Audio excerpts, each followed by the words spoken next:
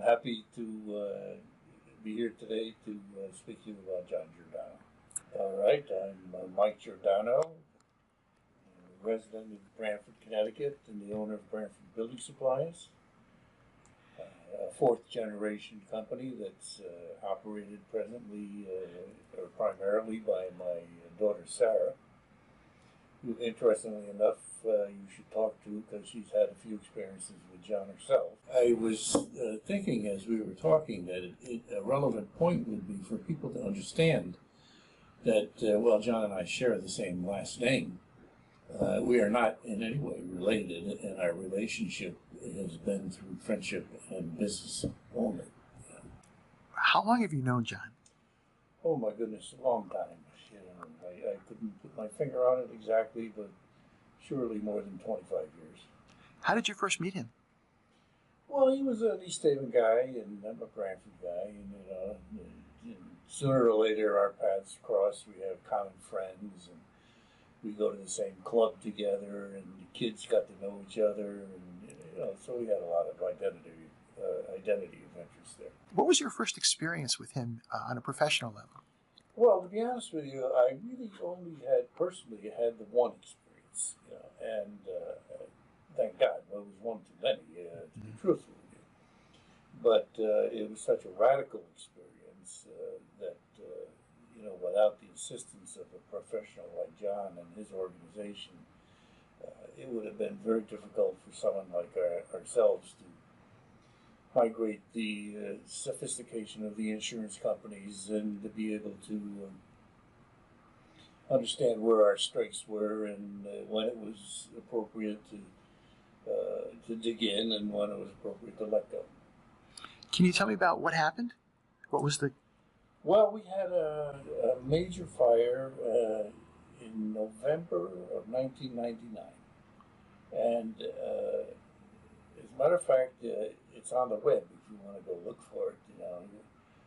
Go look at Branford Building Supplies fire, and it'll come up. And the videos that I'm not sure who took them, but the newspaper took, I think, at that point, are there to be seen, and you get some idea of the phenomenal effort that the fire department had to put in to put this thing under control. So it turned out to be in our storage barn at the back of the yard, which housed all the plywood and trim and finished lumber and a variety of other things, and also became the nighttime garage for our forklifts and trucks. So when this fire burned, it took a significant bite out of the apple here, and we wound up losing all of our trucks and forklifts, and obviously the inventory that was in the barn as well. It was a monumental fire. It was one made for the movies, truly. It was really something. Substantial, like dollar-wise, we're talking millions of dollars here. Oh yeah, over two million. His industry is quite responsive to the needs of people who have these events in their career, and they make themselves available on an as-needed basis. And there were multiple organizations that I could have gone with. John's was the obvious preference, in my opinion, and I'm glad I did because we succeeded quite well. Why did you choose John? Well, again, for the fact that I had known him for quite a long time, and I was impressed with his knowledge of the industry at large and his knowledge of the people in the industry. It was significant calls that make negotiations become more or less fruitful at times, and he was quite good at it. So can you tell me about what happened the day of the fire or the night of the fire? It was night, it was the evening, and we had, oh my gosh, just about every fire apparatus that there is in town here, and the hook and ladder and the extension trucks, and they were all here, and as I said, they did a great job containing the fire. It didn't spread to the rest of the place. You could have hit anywhere on the yard, in the other barns. This building could have gone up in a heartbeat. I mean, one of the things about being a fourth generation organization is that some of the physical plant is as old as that, you know, and so it's a little inclined to be dry and be a ready target for a fire like that. And you know, this was certainly that. And it's a fire that we never actually could identify the cause of. You know, isn't that amazing? They thought probably that someone left a cigarette butt on the floor or something like that, you know, but that's the most they could come up with, as much as they had all the forensic investigations and did everything they could in order to determine, you know, if there was anything suspicious or inappropriate about the fire. And it just was nothing that ever materialized. And so, like so many things in my life sometimes, it became an undiagnosable event. Wow. So, but in any event, that was the conclusion there.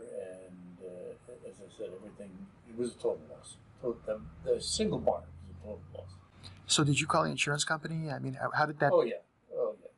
Yeah, I mean, we reported it immediately, and they were responsive, you know, but they weren't going to be as responsive as I don't think they weren't going to be as responsive as they finally turned out to be without the assistance of an organization like John's.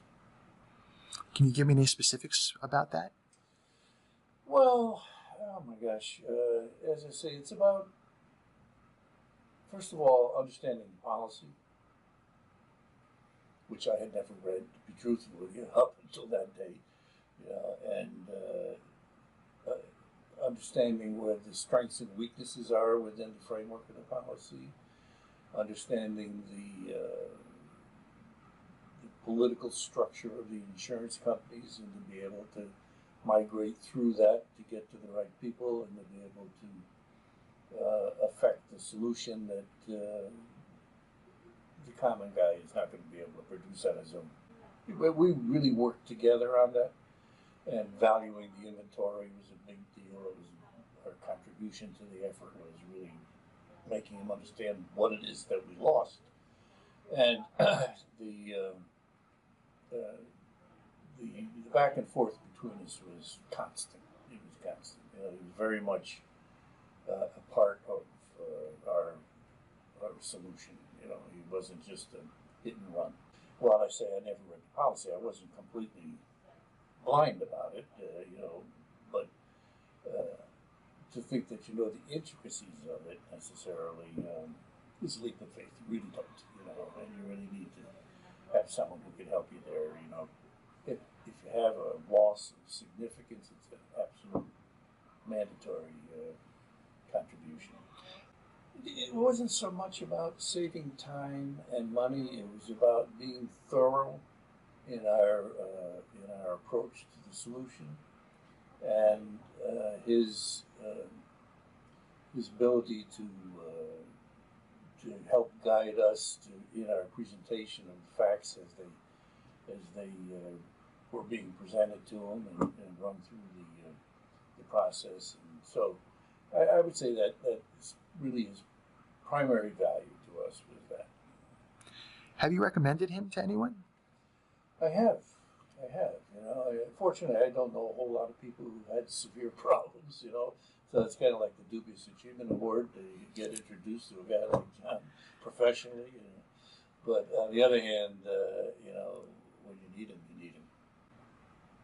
I think if you drove by his house and saw the way he keeps his house, meticulous. He's renovated a couple of houses in our neighborhood and lived in them, and created absolute gems out of very marginal houses. And when you see someone who's got that kind of eye for detail and the wherewithal to make it all happen and stick with it and get it all happen, gives you clues to what kind of a person you're going to be dealing with. Well, Mr. Michael Giordano, I want to thank you very much for your time.